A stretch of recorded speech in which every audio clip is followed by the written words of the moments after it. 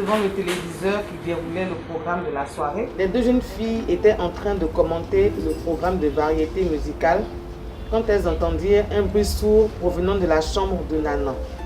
La vieille dame était déjà dans son lit et ce bruit inquiéta Karine. Elle se précipita dans la chambre de sa grand-mère pour voir si tout allait bien. Nanan venait de renverser sur la moquette la tasse de tisane posée à son chevet. Elle s'excusa pour sa maladresse et surtout pour avoir inquiété sa petite fille. Avec un sourire, Karine remit la tasse à sa place, vérifia que tout était en ordre, posa un baiser sur le front de sa grand-mère et revint au salon. Au même moment, son téléphone portable vibra avant de sonner. Maïva se mit à danser au son de la sonnerie du téléphone qui reprenait la chanson Tout donné de Maître Gims, un autre chanteur français d'origine congolaise qui évoluait dans l'Hexagone. Elle prit le téléphone pour le remettre à Karine. Mais à ce moment précis, un fait inhabituel fit tressaillir Maïva. Le nom de l'appelant affiché sur l'écran était Ntik. Intriguée par ce nom pour le moins curieux, Maïva décida d'attendre la fin de la conversation de Karine pour lui demander des éclaircissements. Dis-moi Karine, commença-t-elle. J'ai vu écrit Ntik sur ton écran au moment où je te remettais ton téléphone. C'est le nom de quelqu'un?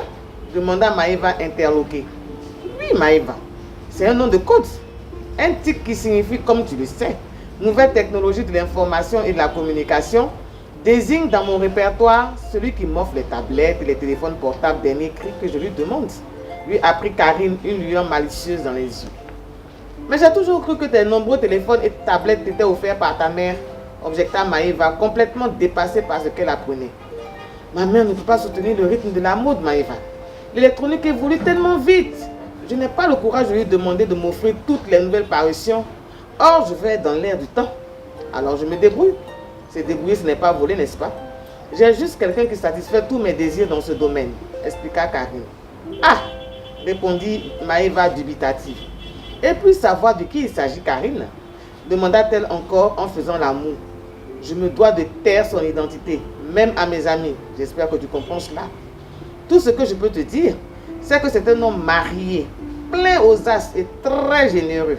Il est tellement occupé avec son travail et sa famille qu'il n'a pas le temps de surveiller mes allées et venues. Je suis donc libre de mes mouvements malgré notre relation. Et pour tout te dire, puisque tu veux tout savoir, il n'y a pas que Ntik Maïva. Il y a aussi chaussures. Parce que j'adore être bien chaussée, confessa Karine sans la moindre gêne.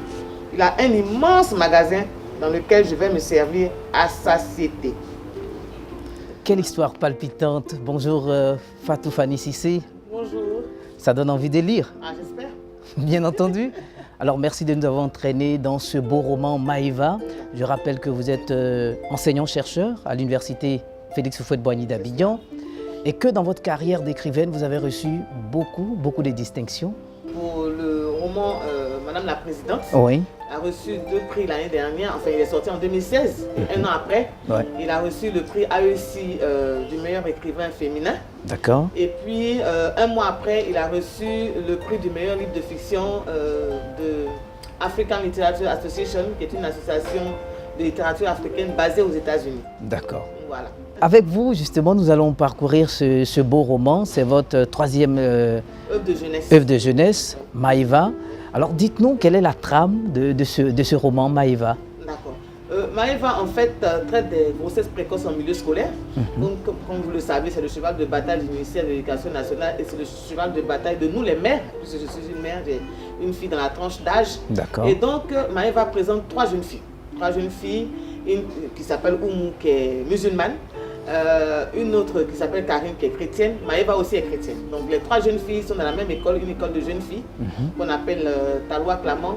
Et tous les jours que Dieu fait, on les sensibilise sur le phénomène des grossesses précoces. Vous savez, les enfants sont ce qu'ils sont, elles écoutent sans vraiment entendre. C'est ça. Et derrière elles, il y a des parents. Chaque parent a son tempérament. Donc le père d'Oumou, il est très rigide. La mère de Karine, parce que Karine vit avec sa mère et sa grand-mère. Sa mère est souvent absente à cause de son travail.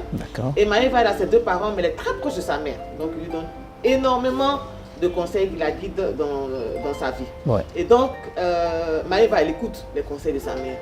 Les 2 autres, sont moins réceptives. Oumou, elle aime contourner la rigueur parentale, donc en trompant la vigilance notamment de son père, qui essaie de la surveiller, hein, mais ça, il n'arrive pas vraiment à se détourner. Voilà, et elle va rejoindre son petit copain qui s'appelle Souleymane. Et donc elle tombe enceinte. Et Souleymane refuse la grossesse comme il fallait s'y attendre. Parce qu'on lui demande de choisir entre le bébé à naître et sa scolarité. Évidemment, il veut aller à l'école. Donc, il n'en est pas question. Et Oumou sera marié. Donc, mariage précoce à un ami de son père qu'il a désiré depuis longtemps pour ne pas étendre la honte sur la famille. Parce que son père ne voulait pas qu'on sache que sa fille était déjà enceinte et tout ça. Très bien. Et puis, il y a Karine qui tombera enceinte aussi parce qu'elle sort, elle est homme mariée, elle aime beaucoup le luxe, le clinquant, alors que ce n'est pas de son âge. Et donc, elle tombe enceinte, elle essaie de se faire avorter d'abord par la méthode traditionnelle en se rendant au marché chez Mamie Solution. D'accord. Ce qu'elle ignore, c'est que Mamie Solution vient de prison à cause des avortements qu'elle pratique justement. Et donc, elle donne des herbes à Karine, mais plutôt pour renforcer la grossesse. Et ça, Karine ne le sait pas. Elle pense que ça va descendre alors que c'est renforcé. Très bien. Donc, elle va se rabattre sur les médicaments de la rue et peut avoir un enfant anormal. Et Maëva, c'est le modèle. C'est le modèle à suivre. Il suivra les conseils de ses parents. C'est vrai qu'elle aura des tentations. Hein. Les jeunes garçons de son quartier donc, veulent la démystifier, la démythifier. Bien sûr. Ils vont faire des paris sur elle et tout ça. Ouais. Mais au moment où elle est sur le point de céder à la tentation, il y aura le morceau de Key Black. Bazardé. Ah oui. Elle est bazardée. Et donc, comme c'est la chanson, la musique de soutien dans son école contre les grossesses précoces, tout de suite, la sensibilisation lui revient à la tête. Et elle arrête sur le champ. Voilà, elle renonce de s'engager. À suivre. Voilà, de s'engager. Et voilà, donc c'est l'histoire de ces trois jeunes filles. Et voilà, Maëva, c'est le modèle. Très belle histoire, en tout cas, donc, de Karine, de Oumou et de Maëva. Alors justement, nous savons, quand nous avons lu les statistiques depuis 2013-2014, les grossesses en milieu scolaire, plus de 5000 grossesses en milieu scolaire. C'est ce qui vous a incité à écrire? Oui, entre autres. Donc 5000 grossesses. L'année dernière, il y avait 5173. Et il y a des petites filles de 9 ans qui sont enceintes. Et moi, j'ai une fille qui va avoir 13 ans donc en avril, qui est en classe de 3e. C'est vraiment la tranche d'âge touchée par cette pandémie. Enfin, je vais l'appeler comme ça, par ce fléau. Très bien. Par ce fléau. Et donc, je voulais sensibiliser, je voulais apporter ma pierre à l'édifice. En tant que mère, je suis touchée. En tant qu'enseignante, je suis doublement touchée. Oui. Et donc, en tant qu'écrivaine, j'ai essayé d'apporter ma contribution à la lutte contre ce fléau. Très bien. Alors, j'ai lu l'ouvrage. Félicitations, il est très beau, bien écrit, très bien écrit. Alors, nous voyons les trois familles de ces jeunes filles qui ont des manières différentes d'appréhender ou de voir l'éducation sexuelle. La famille de Oumou, la sexualité est un sujet tabou. La famille de Maëva, on communique beaucoup. On voit Karine qui est pratiquement livrée à elle-même. Quel est le modèle d'éducation sexuelle ou de parents que vous proposez à nos lecteurs? Mais on n'a pas douté dans les deux familles où on ne communique pas du tout, c'est-à-dire soit où on est trop rigoureux, où on n'est pas présent. Les jeunes filles, en fait, la vie c'est un défi et donc elles tombent dans le panneau des grossesses précoces. D'accord. Donc il faut les encadrer. C'est des jeunes qui arrivent dans la vie avec tous les pièges que la vie comporte. Elles ne savent pas très bien où elles vont. Donc il faut les encadrer, communiquer avec elles, leur dire de ne pas faire ci et de ne pas faire ça, de savoir où mettre les pieds. Malheureusement, chaque parent a son tempérament. Je ne vois pas, en guillemets, un vieux Djoula s'asseoir tranquillement et puis parler de sexualité à son fils ou à sa fille. Ce n'est pas possible. Ce n'est pas possible, c'est comme ça l'éducation, on ne parle pas, on parle même rarement à les enfants. À plus forte raison, parler de sexualité. Voilà, donc c'est compliqué. Et donc moi je conseille généralement aux jeunes filles de se tourner plutôt vers des adultes qui vont servir de substitut parental, donc des adultes de qui elles sont proches quand elles ont des problèmes ou bien quand elles veulent aborder leur vie amoureuse pour que cet adulte-là les encadre dans la vie, pour ne pas qu'elles soient livrées à elles-mêmes et qu'elles subissent l'influence des pères, des amis et tout ça. Donc ils vont les entraîner dans des gouffres. Dans le roman, donc, il y a trois types de parents, trois catégories de parents, et on voit très bien le modèle qui réussit à maintenir son enfant dans la course jusqu'à terme. Les trois jeunes filles voulaient être médecins. Malheureusement, les deux autres, à cause de ces grossesses précoces, justement, seront déscolarisées, ne pourront pas réaliser leurs rêves. Seule Maëva restera dans la course. Donc, évidemment, c'est ce modèle de parents que je conseille. D'accord. Mais je ne sais pas si tous les parents peuvent y arriver. Y arriver, très bien. Alors, ce roman n'est pas au programme dans notre système éducatif. Il faut qu'il soit au programme parce qu'on se dit que ça répond à la lutte contre les grossesses en milieu scolaire. J'espère de tout cœur qu'il sera au programme. Nous avons commencé les démarches pour cela. Nous avons déposé l'ouvrage en bonne et due forme donc, au ministère. Ils vont plancher là-dessus. Le comité de lecture du ministère va plancher là-dessus. Et puis, on aura la réponse cette année. On verra. Mais vraiment, de tout cœur, je souhaite un livre qui marche très fort, oui, qui a déjà été réimprimé en moins d'1 an, qui intéresse énormément les élèves et même les parents quand ils lisent. Donc vraiment, je souhaite. Alors, chers téléspectateurs, on va peut-être rappeler les statistiques. Maïva est sortie en avril 2017. Vous avez imprimé 3000 exemplaires. C'est fini? C'est fini en moins d'1 an? Oui, en moins d'1 an, on a réimprimé 2000. Très bien. Voilà, donc nous sommes sur les 2000.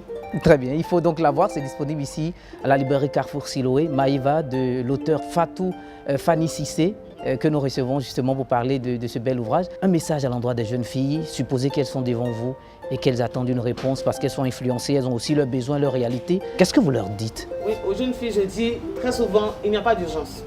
Chaque chose en son temps.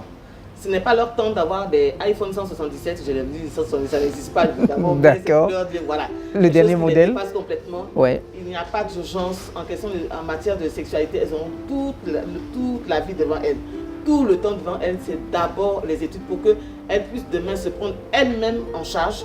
Elles-mêmes en charge, ce qui est primordial, fondamental dans leur vie. Et puis je leur dis souvent d'essayer de rester chaste parce que les garçons, les hommes ne respectent justement que les filles difficiles, pas les filles faciles. Ah, les hommes ne respectent que les filles difficiles. Les filles difficiles, celles qui leur causent le plus d'ennuis, ouais, c'est celles-là qu'ils prennent pour épouse. Et voilà, et les autres, c'est des divertissements. Et personne n'a envie d'être un divertissement quand on lui dit en face comme ça. Très bien. Donc, qu'elle se préserve. C'est Shaolin qui dit, votre corps est le temple, n'est-ce pas, de Dieu. De Dieu, il faut le préserver. Arrêtez de donner le oui.